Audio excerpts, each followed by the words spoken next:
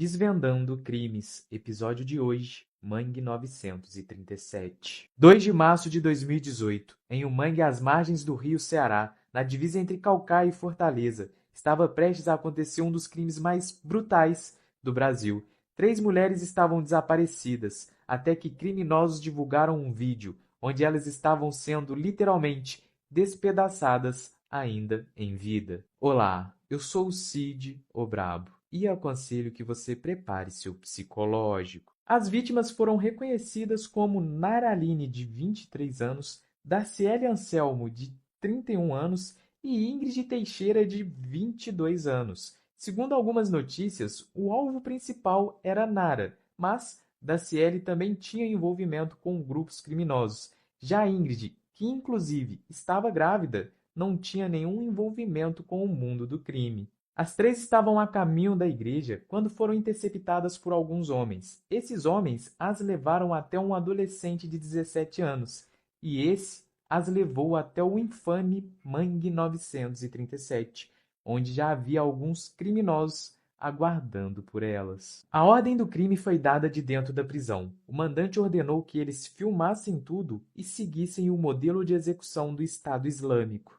No início do vídeo é possível ver que Darciele foi coagida a dizer que estava rasgando a camisa. O mesmo acontece com Nara. Essa expressão é utilizada por criminosos para poderem avisar que estão saindo da facção que eles pertencem, tanto para sair da vida do crime, quanto para mudar de grupo criminoso. Em ambos os casos, isso é considerado traição. Mas, de fato, Nara e Darciele não cometeram traição, porque elas foram obrigadas a dizer isso como uma forma de humilhação, visto que os criminosos eram de uma FAQ rival. Voltando para o vídeo, a primeira vítima foi Darciele. Ela implora pela vida, mas os criminosos, além de não se importarem, debochavam de toda aquela situação. Ela foi atingida por um disparo fatal.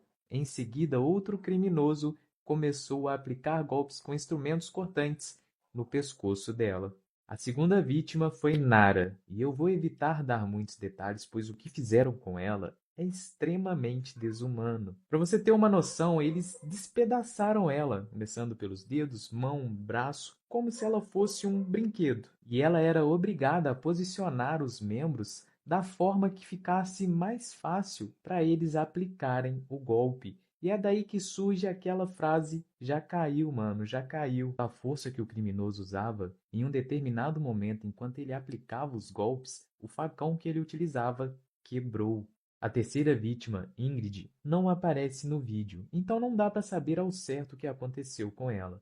Mas só de imaginar o terror psicológico que ela passou assistindo tudo aquilo pessoalmente e sabendo que é a próxima, dá para entender que ela passou por momentos de terror. Na verdade, ela até chega a aparecer em um determinado momento quando um dos criminosos segura em sua mão as 3 cabeças já desconectadas dos corpos. Os criminosos então enterraram elas por ali mesmo, e isso dificultou muito o trabalho dos policiais em encontrar os corpos, devido a algumas características do mangue, como o forte cheiro que o local já tem normalmente. Isso atrapalha muito o faro dos cães farejadores. Outra possibilidade que se tinha era a maré subir e os corpos serem levados para qualquer outro lugar. Enquanto as buscas continuavam, aquele vídeo já estava viralizando nas redes sociais e chegou até a família, o que aumentou e muito o sofrimento deles. O trem disse que a minha filha está desaparecida. E está aparecendo um monte de vídeo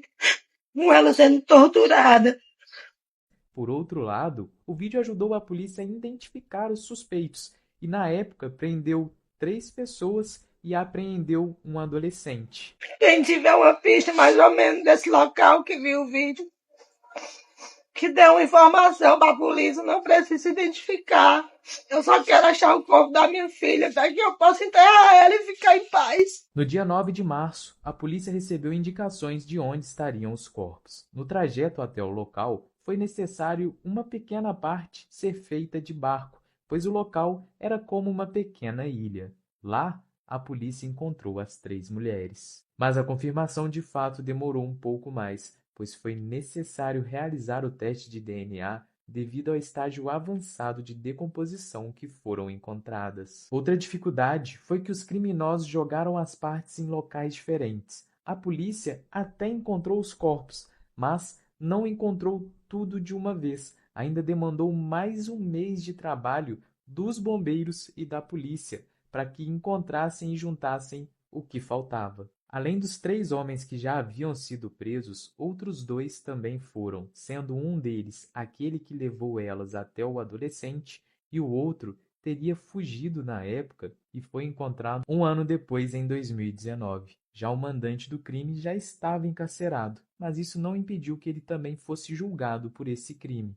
A pena dos criminosos que foram acusados da execução varia de 78 a 85 anos, mas, devido às leis do Brasil, o máximo que ficarão é 30 anos. Já o outro que foi acusado apenas de levar elas até o local teve pena de 8 anos e 6 meses. Apesar de toda essa gravidade, quando o crime começou a tomar notoriedade nacional e internacional na internet, as pessoas começaram a fazer memes com esse caso. E, além disso, encontraram as redes sociais das vítimas e nos comentários das fotos é possível ver várias pessoas faltando com respeito na tentativa de serem engraçados. Em seguida, vários perfis falsos foram criados utilizando fotos das vítimas, principalmente de Nara Aline, que tinha um apelido de Lorin. Analisando esse ocorrido, eu observo que esse crime reforça ainda mais alguns clichês. Como o muito falado, o crime não compensa. Muitas das vezes as pessoas vão pela ilusão de dinheiro, poder e até mesmo fama e acabam descobrindo que não é bem assim que funciona. Muito pelo contrário, acabam passando por mais momentos de terror do que por momentos bons. Um outro clichê que muitas das vezes é ignorado é: cuidado com quem você anda. O alvo era apenas Nara. Darciele e principalmente Ingrid só foram porque estavam acompanhadas dela. O local do crime, o Mangue, que fica na divisa entre Caucaia e Fortaleza, muito antes já tinha uma fama ruim. Isso se deve ao fato de que naquela região alguns bairros são dominados por grupos criminosos e, recentemente, isso não parece ter mudado muito. Em 2020, uma perna foi encontrada no mangue. As investigações levaram à prisão de 5 suspeitos. A vítima, um vendedor de produtos de limpeza que havia ido trabalhar no bairro Vila Velha, quando foi avistado pelos criminosos, que pensaram que ele fosse um membro de um grupo criminoso rival. O vendedor, que ficou alguns dias desaparecido, foi encontrado em uma cova rasa, enterrado aos pedaços.